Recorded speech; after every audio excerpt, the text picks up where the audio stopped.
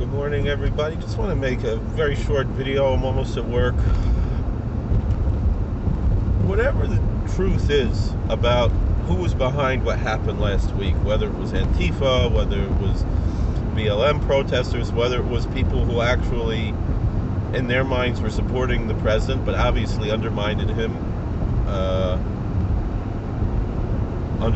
with their actions. So they essentially were opposing him and undermining him, even if they foolishly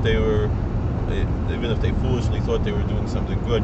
Whatever the case may be, the fact of the matter is as follows. When it comes to this type of stuff, on our side, and even if we're taking blame for it, we right away disavow it. There's this push, this automatic, visceral feeling to say, these aren't us. These are crisis actors. This is a false flag event, because we don't want to have anything to do with it, right?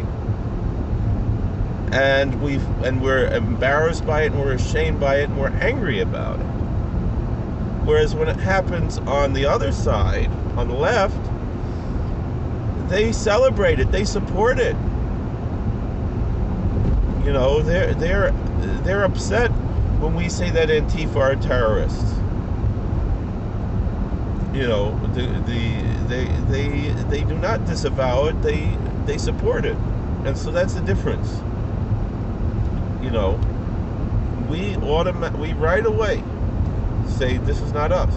Whether it's and you might want to say it's shirking responsibility, but it's not. It's saying we don't want anything to do with these people.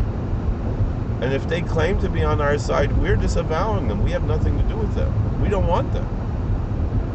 Whereas on the left side, they're like, when it comes to Antifa, and I don't mean the words Black Lives Matter. Of course Black Lives Matter, and of course all lives matter, and I understand the sentiment of saying that Black Lives Matter is true, because there is a threat to Black lives, but the threat to Black lives is not from the right, it's from the left. It's from the people who are lynching black babies in the womb. It's from people who are trying to tell blacks that they're lesser and that they're victims, instead of telling them, no, you're Americans just like everybody else, and you have the capabilities to succeed just like everybody else.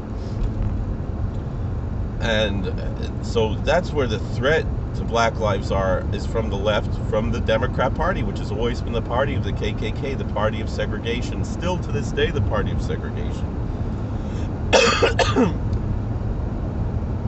Identity politics, even cloaking itself and trying to help minority communities, is still undermining them, because it's still othering them. And that's what the left does, whereas the American right says we're all the same, because the most important minority is the minority of one.